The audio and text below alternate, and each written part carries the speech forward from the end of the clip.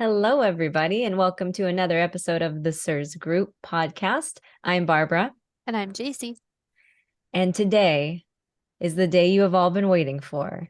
It is the most requested topic. I don't know if that's true. Like, I haven't actually tabulated, but today we are talking about actinos. And do you want to say the full word? I'm going to butcher it if I try. Actinomycetes. That actually sounds really cute. I know it's like the Hermie or the Hurts Me and the Ermi, the mold testing, how we're always like, it sounds so adorable. It's like actinomycetes. They're so cute. So cute and yet so deadly. Not really. I don't need to. They're not actually, guys. We're here to reassure, not make things worse. So we were gonna lead out this episode by saying like it's something you can take action on, like it's a hopeful thing. And Barbara's like, you could die. No, they're actually not so bad.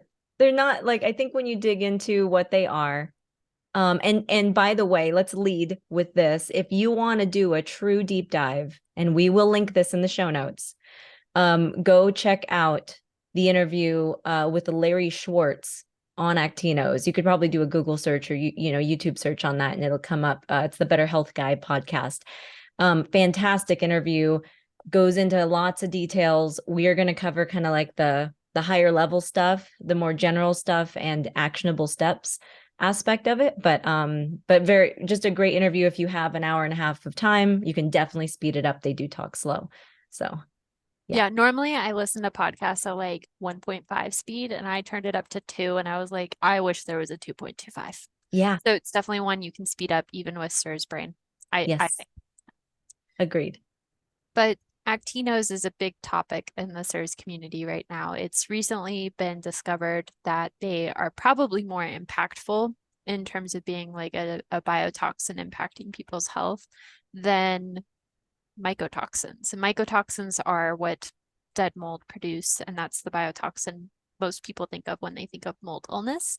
But it turns out actinos are likely more impactful in terms of CIRS and people's progression of illness. Right. And actinos are basically bacteria, and they do grow in water damaged buildings, but they also grow in the soil and the scariest part, on yourself and any human. Like humans are actino factories a little bit. Yeah, I think one of the coolest things I took away from that podcast we referenced earlier is that there are good and bad actinos. It's like anything in life, right? Like it's like penicillin is mold, but it also helps people who maybe have infections. And there are actinos that are bad and there are actinos that are good. So I don't think we should like fearmonger or say that actinos are like universally bad or that they're worse than mycotoxins. They're probably more prevalent because they are bacteria and they do travel, but they aren't necessarily like evil or worse. They do have like biological functions that we appreciate as well. Right. And the a big takeaway that I got from that podcast was also it's almost like the reason that they can get bad for us is that there's just so much of it, or so many of them. Are they countable? I guess so many of them. Because of the way homes are in the environment, you have the entire environment, right? So everything is diluted generally when you're out in it, as far as actinos are concerned. But when you're in your home, air can be recycled if your filters are, like there's so many factors. And then you are spending so much time in there. So you're just like, you're adding to the production of it. If you walk, and have your shoes carry soil that has it in, there's just a lot of ways for your home to basically be a collection place for them. And that's where there's an issue. And so a great way to keep that under control is regular cleanliness and maintenance. Like really at the end of the day, we can get into like actual protocols and all that fun stuff, but that's the best way to combat this, is to just keep your place clean. Yeah, and that was like the biggest thing from that podcast. I keep saying the biggest thing, but like another great thing from that podcast was that this is something you can take action on. It's not like remediating your home where it's like, are you gonna have to tear down walls? Like this is something you can manage just through like basic daily practices. And when you're at your sickest, you may need to do, a higher standard of cleaning or more frequent cleaning. But I know personally for myself that I live with a roommate, and that roommate goes, I don't know where. Like I literally do not know where they go, but they go a lot of different places. They have a job where they do a lot of networking. And so I don't know what they're bringing into our home. However, I have noticed that just being a generally clean person and having standard practices of like wiping down major like walk through places and doing regular maintenance, like I cleaned my blinds this weekend. I think just having that attention to detail, but also keeping it manageable for myself, I don't notice negative impact from what they're bringing into our home. So it is definitely something that's like practically this is a manageable thing that we can take care of. Right. Yeah. And some of those things that one can do to kind of minimize actinos, a huge place that they tend to collect is the bedroom, and very specifically the bed. So it is a good idea to change your sheets more often than maybe you already are. Come on now. I mean, how often are you changing your sheets? You could probably do it more, right? Like, I know that's true for me. So that's one thing you can do. And then also clean drains and sinks anywhere where your skin cells are what word am I looking for? Like Accumulating. accumulate or like coming off of you. There's a Mm. word for that. Sloughing. Sloughing. I hate that CIRS word. brain is what's happening right now, apparently. But any place where, so like in the shower drains, these are places that you want to clean.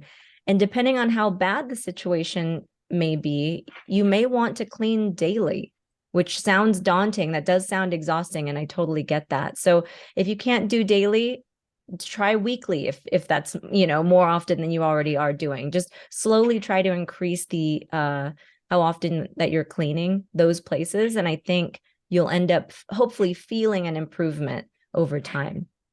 Yeah. Another big thing from that podcast was like get a vacuum with the HEPA filter.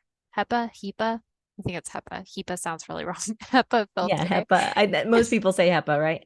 Because otherwise it's just going to release those actinos back into the air. But if you do have a HEPA filter, it's able to collect those. If you don't have a vacuum with a HEPA filter, either do it in a well ventilated area so that when those dust particles disperse, that they're not necessarily like just going to your face. They have the opportunity to leave the environment, or wear a mask, or both. I know that my vacuum doesn't have a HEPA filter, and so like typically if I am vacuuming, I like to have the doors and windows open just so that dust doesn't just settle on me and back onto the carpet. Another thing that you can do is there is actually special body wash that you can buy. I think it's like antimicrobial. I mean, you can also go maybe the natural route and go tea tree oil, things like that. But daily washing of yourself. And I believe they collect like behind the ears, armpits, and the groin area. Ooh, sexy. Yeah. I I fake tan, and so like years ago I watched this fake tanning video about like the skin prep for it, where you need to exfoliate, and the person said you need to exfoliate like you're about to go commit a crime and you don't want to leave DNA at the scene.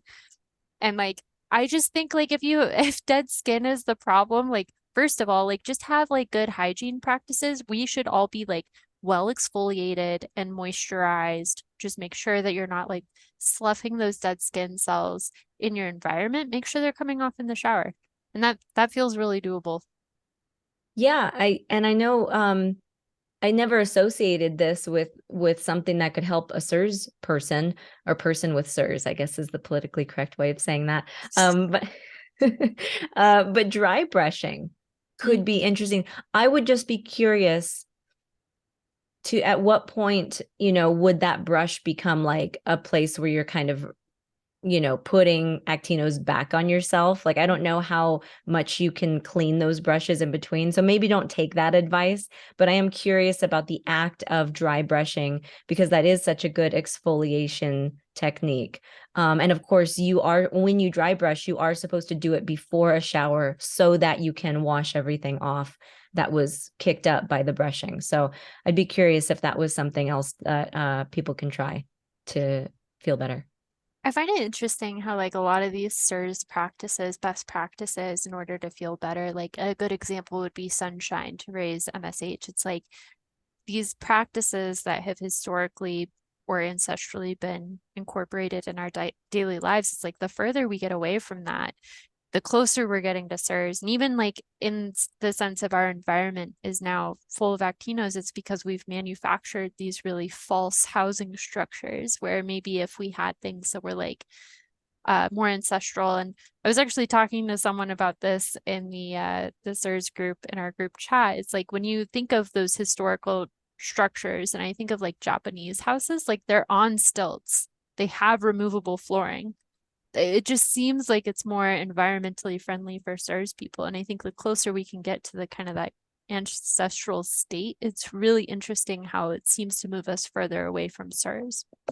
Yeah. And that's such a great takeaway and something to think about with the way that we conduct our lives. I think another thing that I saw in the CIRS group, actually, one of our members was kind of this voice of hope and reason when we were all kind of discussing Actinos. But she said over 10,000 people have healed on the Shoemaker protocol with efforts focused mostly on mold before any of the Actinos data was available.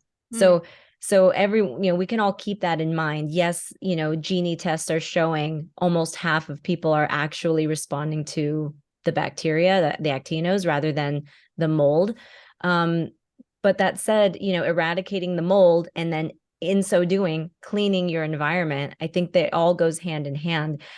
So I mean, my takeaway from that is like, don't get too hung up on all of this. These are just more levers to pull. If you start the protocol and you did your ERMI or HERTS-Me 2 test and you're you're in a clean environment and you're not getting better past a certain point, or maybe you're not getting better at all, this is another lever to pull, and try to do some major cleaning in your home and see if you start feeling better and see if you continue to improve. It's just something else to look into. Absolutely. And I think we talk about this a lot in the CIRS group is like, how can you make your life easier as someone who is living with CIRS? And we talk about like a lot of times people ask us, well, where should we live? And that's a really hard question to answer because like there are social benefits to maybe living on the East Coast that I don't experience that other people would. Like maybe your family lives there, or maybe you've had this lifelong dream to live on a beach. Yes, it's going to be harder to live there as someone who has CIRS because it's more susceptible to mold. But maybe like the other, wellness parameters in your life make that worth it to you. But in terms of like choosing to live on easy mode in any way that you can when you have CIRS, it's things like having laminate flooring or hardwood flooring or tile flooring instead of carpet. Being a minimalist in your decor. Like I'm looking at this freaking tree now, like I'm gonna have to dust all those leaves. Like that's insane. Like, is this a choice I want to be making? It's a strong choice. But I definitely think there's like decisions you can make because you're informed about Actinos that'll make your life easier. Yeah, I love that. Perfect. Well, I don't see a better way to end the episode. Do you? Was there anything that we missed that you wanted to cover? No, that was my last gem. It was beautiful. It was perfect. Awesome. Well, thank you guys for joining us again. Please leave comments and let us know what else you'd like us to cover. And if you want more love and support and sharing wonderful little gems of information more regularly than this weekly podcast, you can join us over at the cirsgroup.com. We'll see you over there.